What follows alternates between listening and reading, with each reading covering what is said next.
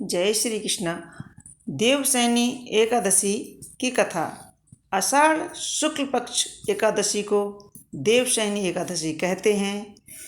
पुराणों में उल्लेख है कि इस दिन श्री विष्णु भगवान 4 मास तक पाताल लोक में निवास करते हैं और कार्तिक मास की शुक्ल पक्ष की एकादशी को प्रस्थान करते हैं।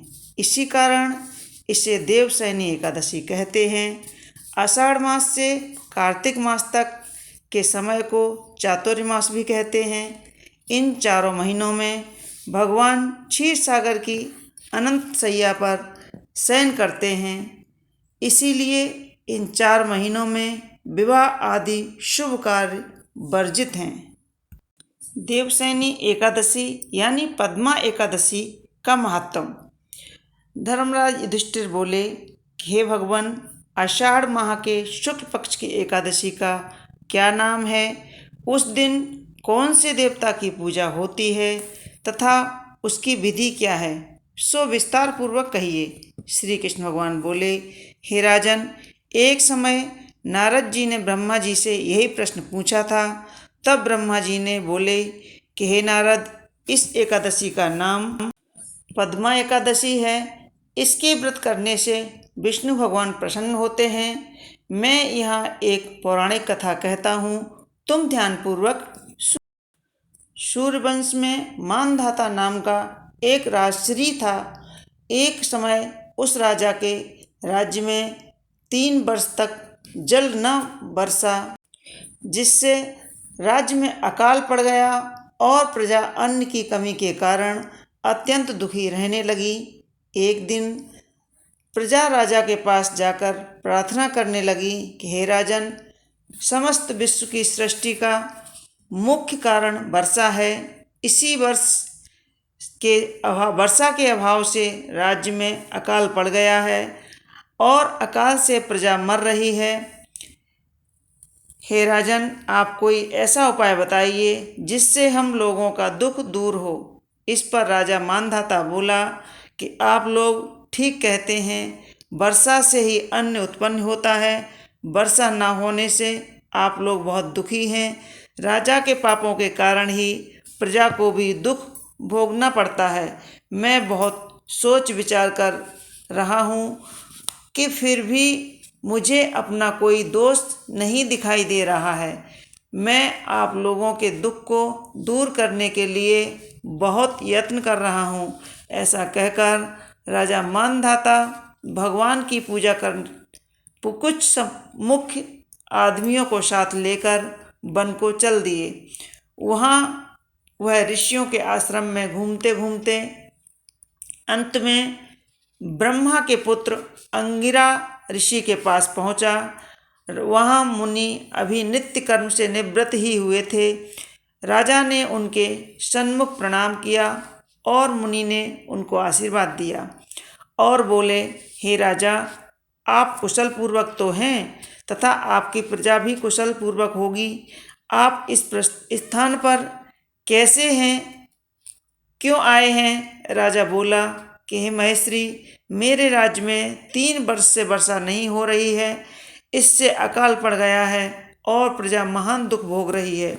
प्रजा के कष्ट को दूर करने के लिए कोई उपाय बताइए। इस पर ऋषि बोले, हे राजन, यह सतयुग सब युगों से श्रेष्ठ है। इसमें धर्म के चारों चरण सम्मिलित हैं, अर्थात इस युग में धर्म की सबसे अधिक उन्नति हुई है। इस युग में ब्राह्मण का तपस्या करना तथा वेद पढ़ना ही मुख्य अधिकार है। परंतु आपके राज्य में एक शूद्र इस युग में भी तपस्या कर रहा है। इस दोष के कारण आपके राज्य में वर्षा नहीं हो रही है। यदि आप प्रजा का भला चाहते हैं तो शूद्र को मार दीजिए। इस पर राजा बोले कि हे मुनि श्रेष्ठ, मैं उस निरपराध तपस्या करने वाले शूद्र को नहीं मार सकता। आप इस दोष से छूटने का कोई उपाय बताइए। तब ऋषि बोले, हे राजन, यदि तुम ऐसा ही चाहते हो तो आषाढ़ मास के शुक्ल पक्ष की पद्मा नाम की एकादशी का विधि पूर्वक व्रत करो। इस व्रत के प्रभाव से तुम्हारे राज्य में वर्षा होगी और प्रजा सुखी हो जाएगी, क्योंकि इस एकादशी का व्रत सब सिद्धियों को देने वाला और उपद्रवों को शांत करने वाला है। इस प्रकार एकादशी का व्रत तुम प्रजा व सेवक मंत्रियों सहित करो। मुनि के वचनों को सुनकर राजा अपने नगर को वापस चला आया और विधिवत पद्मा एकादशी का व्रत किया। उस व्रत के प्रभाव से राज्य में वर्षा हुई और मनुष्यों को सुख पहुंचा। इसलिए यह व्रत सबको करना चाहिए। यह व्रत इस लोक में भोग और परलोक में मुक्ति देने वाला है। इसकी कथा को पढ़ने व सुनने से मनुष्य के समस्त पाप नष्ट हो जाते हैं। इस एकादशी के देवशयनी एकादशी भी कहते हैं और इस व्रत को करने से विष्णु भगवान अत्यंत प्रसन्न होते हैं। अंत में मोक्ष की प्राप्ति के लिए मनुष्य को यह व्रत करना चाहिए। चातुर्मास व्रत भी इस एकादशी के व्रत से शुरू ही किया जाता है। कुंती पुत्र युधिष्ठिर बोले कि हे भगवान, विष्णु भगवान का शयन व्रत किस प्रकार किया जाता है, सो कृपा पूर्वक कहिए। श्री कृष्ण भगवान बोले कि हे राजन, अब मैं आपको विष्णु के शयन का व्रत कहता हूँ और साथ ही साथ चातुर्मास को भी कहता हूँ। अब आप ध्यानपूर्वक सुनिए। जब सूर्य नारायण कर्क राशि में स्थित हों तब विष्णु भगवान को शयन कराना चाहिए और सूर्य नारायण के तुला राशि में आने पर भगवान को उठाना चाहिए। लौंद अधिक मास के आने पर भी यह विधि वैसे ही रहती है। इस विधि से अन्य देवताओं को शयन न कराना चाहिए और न उठाना चाहिए। आषाढ़ मास के शुक्ल पक्ष की एकादशी का विधि पूर्वक व्रत करना। उस दिन विष्णु भगवान की प्रतिमा बनानी चाहिए और चातुर्मास व्रत का नियम करना चाहिए। सबसे प्रथम उस प्रतिमा को स्नान करावें, फिर सफ़ेद वस्त्र को धारण कराकर तकियादार शैया पर शयन करावें और धूप दीप नैवेद्य आदि से पूजन करना चाहिए। भगवान का पूजन शास्त्र ज्ञाता ब्राह्मणों के द्वारा कराना चाहिए। तत्पश्चात भगवान विष्णु की स्तुति करना चाहिए। हे भगवान, मैंने आपको शयन कराया है। आपके शयन से संपूर्ण विश्व सो जाता है। मेरी आपसे हाथ जोड़कर यही विनय है कि आप जब 4 मास तक शयन करें तो मेरे चातुर्मास के व्रत को निर्विघ्न पूरा करावें। इस तरह विष्णु भगवान की स्तुति करके शुद्ध भाव से मनुष्य को दांतों आदि के नियमों को ग्रहण करना चाहिए। विष्णु भगवान के व्रत को शुरू करने के 5 काल वर्णन किए गए हैं। देवशयनी एकादशी से लेकर देव उत्थानी एकादशी तक चातुर्मास व्रत किया जाता है, करना चाहिए। द्वादशी, पूर्णमासी, अष्टमी या संक्रांति को व्रत प्रारंभ करना चाहिए और कार्तिक मास के शुक्ल पक्ष की द्वादशी को समाप्त कर देना चाहिए। इसके व्रत के समस्त पाप नष्ट हो जाते हैं। जो मनुष्य इस व्रत को प्रतिवर्ष करते हैं वह सूर्य के समान देवत्वान विद्वान विमान पर बैठकर विष्णु लोक को जाते हैं। हे राजन, अब आप इसका पृथक फल सुने। जो मनुष्य देव मंदिरों में रंगीन बेल बूटे बनाता है उसे माता 7 जन्म तक ब्राह्मणों की योनि मिलती है। जो मनुष्य चातुर्मास के दिनों में विष्णु भगवान को दही, दूध, घी, शहद और मिश्री के द्वारा स्नान कराता है और वह वैभवशाली होकर सुख भोगता है। जो मनुष्य श्रद्धापूर्वक भूमि, स्वर्ण, दक्षिणा आदि ब्राह्मणों को देता है वह स्वर्ग को जाकर इंद्र के समान सुख भोगता है। जो मनुष्य विष्णु भगवान की स्वर्णिम प्रतिमा बनाकर धूप, दीप, पुष्प आदि से भगवान की पूजा करता है वह इंद्रलोक में जाकर अक्षय सुख भोगता है।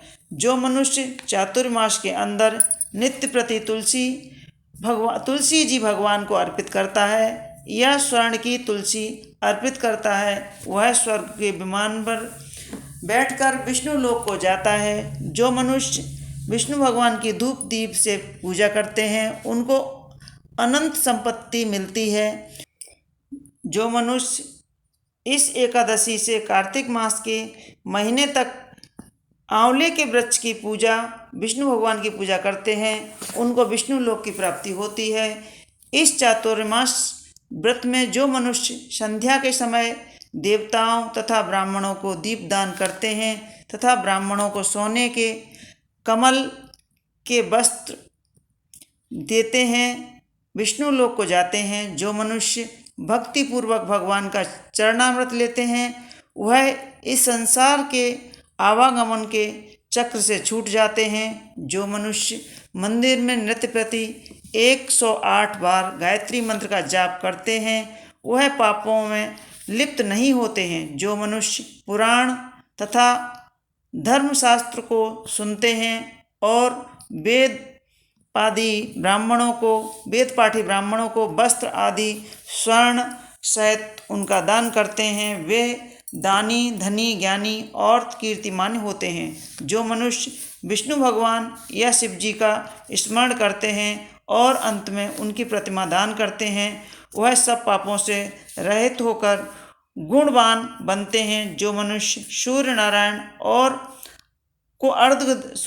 को अर्घ देते हैं और समाप्ति के समय स्वर्ण रक्त गोदान करते हैं उनको पूरी आयु स्वस्थ देह प्राप्त होती है और वे कीर्ति धन और बल पाते हैं। चातुर्मास में जो मनुष्य गायत्री मंत्र द्वारा तिल से होम करते हैं और चातुर्मास समाप्त हो जाने पर तिल का दान करते हैं उनके समस्त पाप नष्ट हो जाते हैं और निरोग शरीर मिलता है तथा सुपात्र संतान होती है।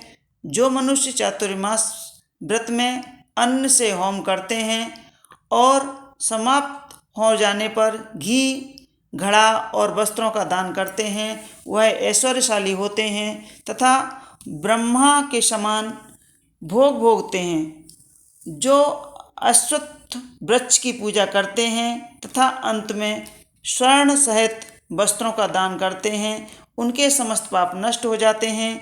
जो मनुष्य तुलसी जी को धारण करते हैं तथा अंत में विष्णु भगवान के निमित्त ब्राह्मणों को दान करते हैं विष्णु लोक को जाते हैं। जो मनुष्य चातुर्मास में का व्रत करते हैं वे भगवान के शयन के उपरांत उनके समस्त मस्तक पर नित्य प्रति दूध चढ़ाते हैं तथा अंत में स्वर्ण की दूर्वा दान करते हैं और तथा दान देते समय जो इस प्रकार स्तुति करते हैं कि दूर्वे जिस भांति इस पृथ्वी पर शाखाओं और छोटी शाखाओं सहित फैली हुई हो उसी प्रकार मुझे भी अजर अमर संतान दो।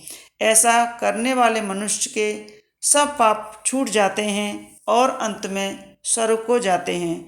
जो शिव जी का विष्णु भगवान के देवालय में गान करते हैं उन्हें रात्रि जागरण का फल मिलता है। जो मनुष्य चातुर्मास व्रत करते हैं उनको उत्तम ध्वनि वाला घंटा दान करना चाहिए।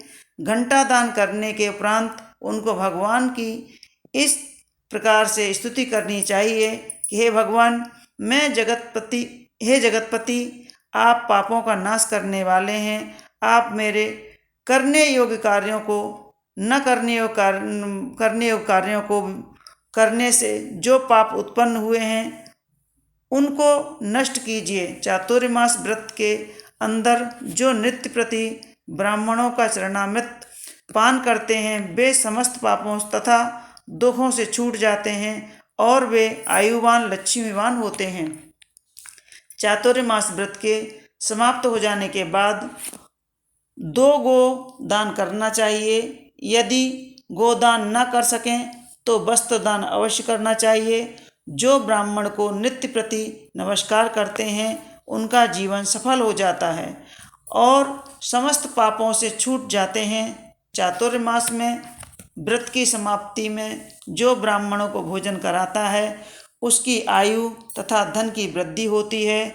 जो मनुष्य अलंकार दक्षिणा को दान करते हैं वह चक्रवर्ती, आयुवान, पुत्रवान राजा होते हैं और स्वर्गलोक में प्रलय के अंत तक इंद्र के समान राज्य करते हैं। जो मनुष्य सूर्य भगवान तथा गणेश जी को नित्य नमस्कार करते हैं उनकी आयु तथा लक्ष्मी बढ़ती है और यदि गणेश जी को प्रसन्न हो जाएं तो मनवांछित फल पाते हैं। जो गणेश जी को सूर्य की प्रतिमा ब्राह्मण को दान देने से सब काम की सिद्धि होती है। जो मनुष्य दोनों ऋतुओं में महादेव जी की प्रसन्नता के लिए रूपा दान करते हैं या जो प्रतिदिन तिल और वस्त्रों के साथ तांबे का पात्र दान करते हैं उनके यहाँ स्वस्थ सुंदर शिव भक्त पुत्र उत्पन्न होते हैं।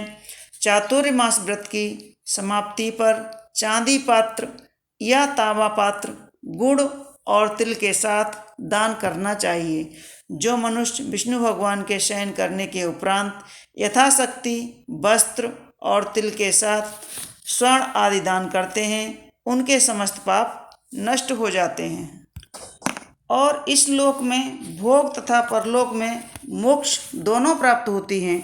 जो मनुष्य ब्राह्मणों को धूप पुष्प से पूजा करते हैं और अन्न वस्त्र दान देते हैं तथा चातुर्मास व्रत के समाप्त होने पर शय्या दान करते हैं उनको अक्षय सुख मिलता है और कुबेर के समान धनवान होते हैं। वर्षा ऋतु में जो गोपी चंदन देते हैं उससे भगवान प्रसन्न होते हैं और इस लोक में भोग तथा परलोक में मुक्ति पाते हैं। जो मनुष्य चातुर्मास व्रत में भगवान के शयन करने पर गुड़ तथा शक्कर दान कर देते हैं और व्रत के समाप्त हो जाने पर इस प्रकार उद्यापन करते हैं। 4 पल या 8 पल वाले तांबे के 8 पात्र या 48 पल का एक तांबे का पात्र लेकर उसमें शक्कर भरकर वस्त्र फल दक्षिणा सहित ब्राह्मण को देते हैं। शक्कर सहित तांबे का पात्र सूर्य को प्रिय है, इससे मनुष्य के समस्त रोग नष्ट हो जाते हैं। उसके दान के प्रभाव से बलवान कीर्तिवान संतान उत्पन्न होती है जो मनवांछित फल देने वाली है। हे कुंती पुत्र, इस चातुर्मास व्रत को करने वाला मनुष्य गंधर्व विद्या में निपुण और स्त्रियों को प्रिय होता है।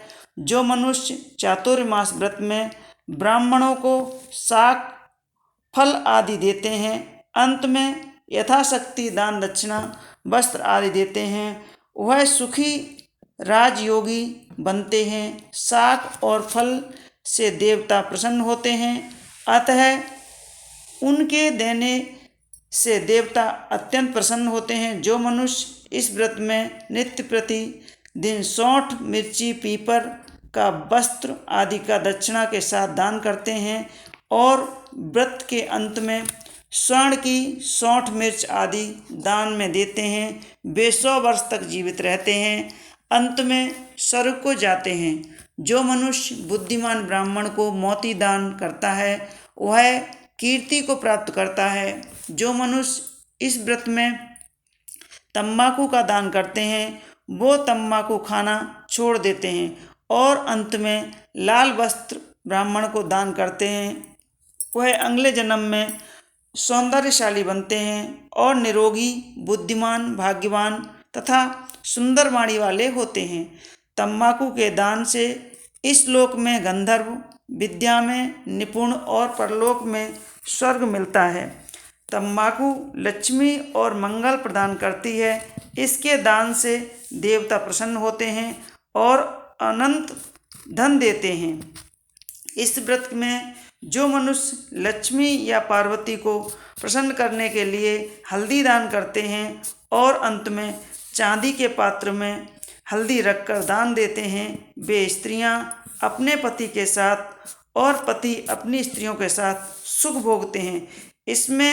इससे इन्हें सौभाग्य, अक्षय धन तथा सुपात्र संतान मिलती है और उनकी देवलोक में भी पूजा होती है। इस व्रत में जो मनुष्य शिवजी और पार्वती जी दोनों की प्रसन्नता के लिए ब्राह्मण, स्त्री, पुरुषों की पूजा करते हैं तथा दक्षिणा, वस्त्र आदि देते हैं और व्रत के शुरुआत में शिवजी की स्वर्णिम प्रतिमा दान करते हैं, गौ और बैल का दान, ब्राह्मणों को मीठा भोजन कराते हैं, उन्हें संपत्ति तथा कीर्ति मिलती है और इस लोक में सुख भोग कर अंत में शिवलोक को जाते हैं। जो मनुष्य फल दान करते हैं और व्रत के अंत में स्वर्ण दान करते हैं, उसके सब मनोरथ सिद्ध हो जाते हैं, सुपात्र संतान पैदा होती है। फल दान से इन्हें नंदन वन का सुख प्राप्त होता है। जो मनुष्य इस व्रत में पुष्प दान करते हैं, उन्हें इस लोक में सुख मिलता है और परलोक में गंधर्व पद मिलता है। इसमें वामन भगवान की प्रसन्नता के लिए ब्राह्मणों को दही युक्त भात खिलाना चाहिए। यदि यह नृत्य न हो सके तो 8 अमावस्या, पूर्णमासी और प्रत्येक रविवार या शुक्रवार को खिलाना चाहिए। इस व्रत के समाप्ति में भूमि दान न हो सके तो वस्त्र और स्वर्ण से युक्त पादुका दान करना चाहिए। ऐसा करने से इस लोक में धन, धान्य, पुत्र तथा विष्णु भक्ति मिलती है और अंत में विष्णु लोक को जाते हैं। जो मनुष्य दान तथा आभूषण से युक्त बछड़ा सहित गौ दान करते हैं, वह इस लोक में ज्ञानी और किसी के सेवक नहीं बनते हैं और अंत में ब्रह्मलोक में जाकर पितरों के साथ अनंत सुख प्राप्त करते हैं।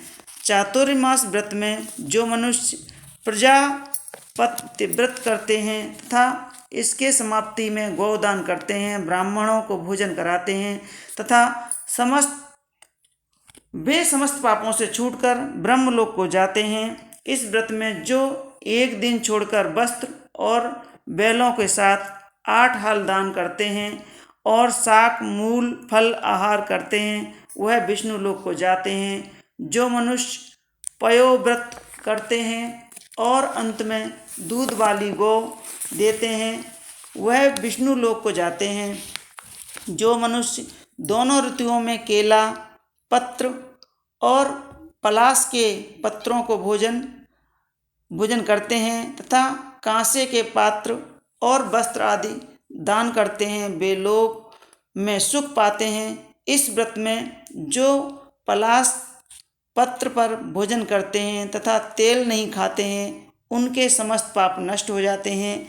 चातुर्मास व्रत के प्रभाव से ब्राह्मण घात करने वाला, सुरा पीने वाला, बालकों को मारने वाला, असत्य भाषण करने वाला, स्त्री को मारने वाला, किसी के व्रत को बिगाड़ने वाला, अगम्य गमन करने वाला, विधवा गमन करने वाला, ब्राह्मणी तथा चांडालिनी से गमन करने वाला, इन सब के पाप नष्ट हो जाते हैं और अंत में निर्वाण पद को पाते हैं। चातुर्मास व्रत के अंत में 64 पल कांसे का पात्र तथा आभूषणों से युक्त बछड़ा सहित गोदान करना चाहिए। जो मनुष्य भूमि को लीपकर भगवान को स्मरण करके भोजन करते हैं, उन्हें आरोग्य तथा पुत्र की प्राप्ति होती है।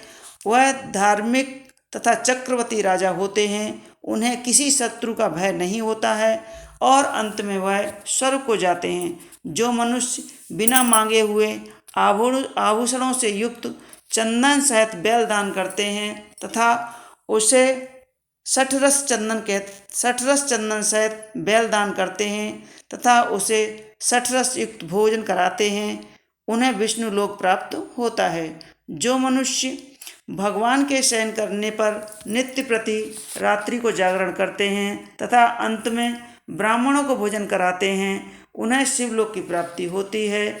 चातुर्मास व्रत में जो मनुष्य नित्य प्रति एक समय खाकर ही रहते हैं तथा अंत में भूखे को भोजन कराते हैं, उन्हें स्वर्ग की प्राप्ति होती है। जो मनुष्य भक्तिपूर्वक भगवान की पूजा करते हैं वह विष्णु लोक को जाते हैं। जो मनुष्य भगवान के शयन करने के बाद भूमि पर सोते हैं तथा अंत में शय्या दान करते हैं, उनकी शिवलोक में भी पूजा होती है। चातुर्मास व्रत में जो मनुष्य मैथुन नहीं करते हैं वह बलशाली, यशस्वी और लक्ष्मीवान होते हैं तथा अंत में स्वर्ग को प्राप्त होते हैं। जो मनुष्य इस व्रत में उत्तम चावल या जौ सपरिवार खाता है वह स्वर्ग को जाता है। चातुर्मास व्रत में जौ तेल नहीं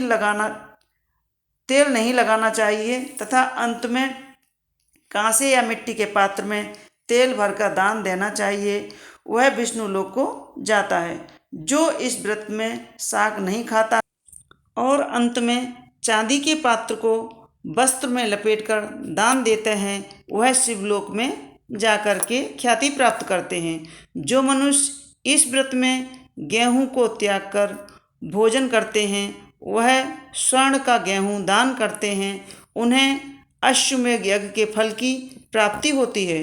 जो मनुष्य इस व्रत में अपनी इंद्रियों का दमन करता है उसे अश्वमेध यज्ञ के फल की प्राप्ति होती है। जो मनुष्य श्रावण में साग, भादों में दही, क्वार में दूध और कार्तिक में दाल को त्याग देते हैं, उन्हें निरोगी काया प्राप्त होती है। जो मनुष्य स्नान आदि करके भगवान विष्णु की पूजा करते हैं वह स्वर्ग को जाते हैं। जो मनुष्य इस व्रत में मीठा, खट्टा, कड़वा पदार्थ का त्याग कर देते हैं वह समस्त दुर्गुणों से छूटकर स्वर्ग को जाते हैं। जो मनुष्य भगवान को स्मरण करते हैं उन्हें स्वर्ग की प्राप्ति होती है। जो मनुष्य इस व्रत में जो मनुष्य चंद्रायण का व्रत करते हैं वह स्वर्ग को जाते हैं। जो मनुष्य इस व्रत में एकमात्र दूध पर ही जीवन निर्वाह करते हैं उनका वंश प्रलय के अंत तक चलता है। जिस दिन भगवान शयन करते हैं उस दिन ब्राह्मणों को दान, वस्त्र आदि भोजन कराना चाहिए। यह समस्त दान वेद पाठी धार्मिक ब्राह्मण को देना चाहिए। चोरी करने वाला, मदपान करने वाला, अगम्य गमन करने वाला, अधर्मी, शास्त्रों का निरादर करने वाला, मिथ्या बोलने वाला, अन्य त्याज्य कर्म करने वाला ब्राह्मण को दान देने से उल्टा पाप लगता है तथा नरक की प्राप्ति होती है। मित्रों, यह थी देवशयनी एकादशी के व्रत की कथा।